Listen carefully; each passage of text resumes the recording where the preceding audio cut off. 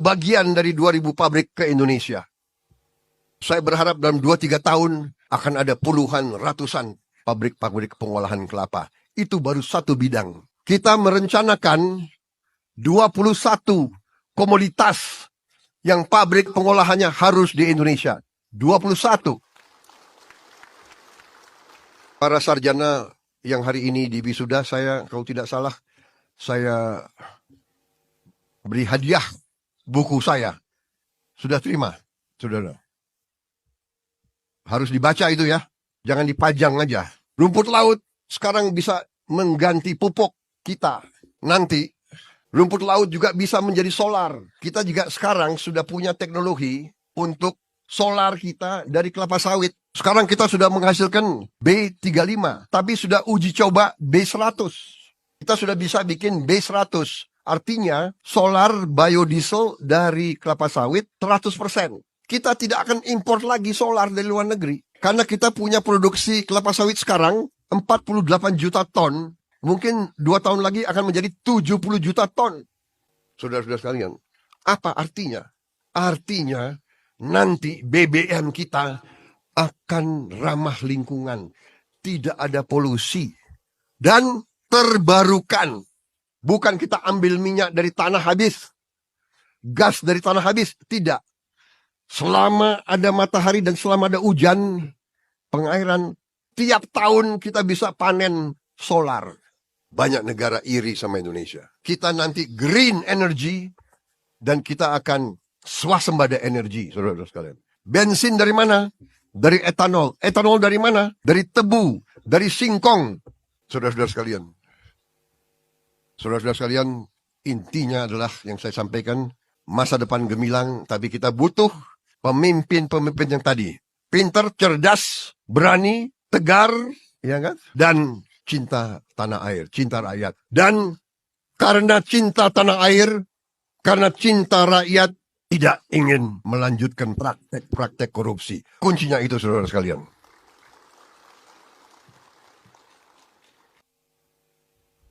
Pintar, cerdas, berani, tegar, cinta tanah air, cinta rakyat. Jangan sekali-sekali mencuri dari negara, bangsa, dan rakyat Indonesia. Ya. Harus menjadi kuat. Ingin kaya, bagus. Supaya orang kaya membantu orang yang kurang kaya dan belum kaya. Harus jadi kuat, kaya untuk membantu yang lemah. Tapi jangan kaya dengan mencuri.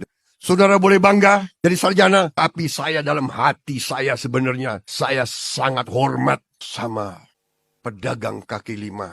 Sama tukang ojol, sama tukang bakso, sama petani, sama buruh tani, sama pekerja harian, sama buruh di pelabuhan, sama nelayan yang nyawanya dipertaruhkan untuk cari makan untuk istri dan anaknya. Si pedagang kaki lima tiap hari keluar, dia dorong itu, keringat fisik mencari makan untuk anak dan istrinya. Itu yang kita hormati. Mereka mulia, mereka jujur, mereka halal. Saya ingatkan ini, hai para sarjana, hai para profesor, hai para teknokrat, ilmumu harus untuk bangsa dan rakyatmu. Ilmumu untuk bangsa dan negara. Saya suka dengan moto UKRI, belajar untuk berbakti, raih ilmu untuk bangsa. Dan begitu kau dapat gelar, begitu kau dapat sarjana, begitu kau dapat penghargaan, jangan sombong.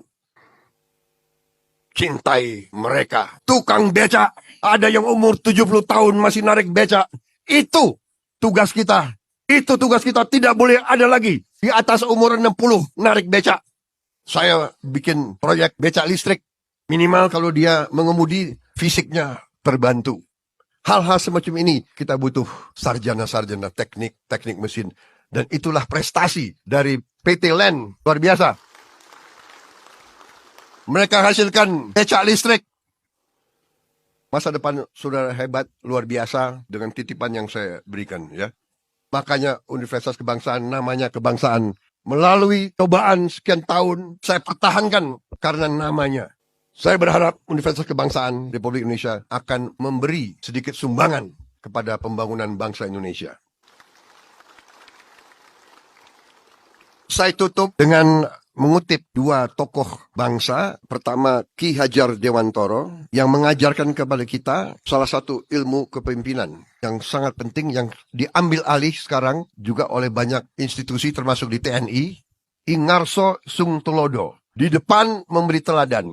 Ingmadio Mangunkarso di tengah-tengah membangun semangat. Tutwuri Handayani sekali-sekali kita beri dorongan dari belakang. Ini pelajaran dari Ki Hajar Dewantara. Juga suatu ajaran dari seorang tokoh dari Amerika Latin yang sangat terkenal. Dia pahlawan, dia membebaskan kalau tidak salah 4-5 negara melawan penjajah Spanyol. Kalau tidak salah Venezuela, Ekuador, Bolivia, Peru yang dibebaskan oleh jenderal ini. Namanya Simon Bolivar. Dia membebaskan, tetapi dia tidak mau. Kalau tidak salah dia sempat menjadi presiden mungkin sebentar, dia mengundurkan diri dan dia meninggal karena sakit. Tapi dia tinggalkan suatu pelajaran dan dia sekarang di Amerika Latin sangat dicintai, sangat dihormati. Pelajaran dia saya kira patut kita ingat. Kita kalau mau maju, kita harus belajar dari mana saja. Belajar dari siapapun yang baik. Suatu bangsa akan berjalan menuju kebesaran dengan cepat. Sesuai dengan kecepatan pendidikan mereka. Suatu bangsa akan terbang jika pendidikannya baik. Suatu bangsa akan runtuh jika pendidikannya diabaikan. Karena itu, saya setelah sah ditetapkan sebagai presiden terpilih, dan insya Allah saya menjadi presiden Republik Indonesia secara resmi pada Oktober tanggal 20 yang akan datang. Saya bertekad tugas yang diberikan kepada saya oleh rakyat Indonesia, saya anggap juga sebagai tugas mulia yang diberikan di atas pundak saya oleh Yang Maha Kuasa. Artinya, saya harus bekerja keras, sekeras-kerasnya, dengan semua unsur yang bersama saya, mencari putra-putri terbaik Indonesia untuk menghilangkan kemiskinan, menghilangkan kelaparan dari bumi Indonesia, mengelola kekayaan bisa dinikmati oleh seluruh rakyat Indonesia, dengan demikian membawa keadilan kepada seluruh rakyat Indonesia, dan sarana antara lain memperbaiki pendidikan Indonesia dengan sebaik-baiknya. Pendidikan kunci kebangkitan bangsa Indonesia. Karena itu guru-guru harus kita perbaiki kehidupannya. Karena itu anak-anak sekolah harus kita jamin makan yang bergizi minimal sekali sehari. Ini kunci daripada kebangkitan bangsa Indonesia. Itu apa yang ingin saya sampaikan pada siang hari ini. Saya mau kasih tahu sebetulnya saya dalam keadaan flu sudah berapa hari ini. Tadi malam saya berpikir mungkin saya tidak datang ke Bandung. Saya akan siapkan Vicon. Tetapi setelah saya berpikir, tidak. Ini kehormatan bagi saya diundang. Kehormatan bagi saya. Jadi yang tadi batuk-batuk hari ini agak hilang batunya. Baik, terima kasih atas perhatian saudara-saudara. Minta maaf kalau ada kata-kata saya yang kurang berkenan.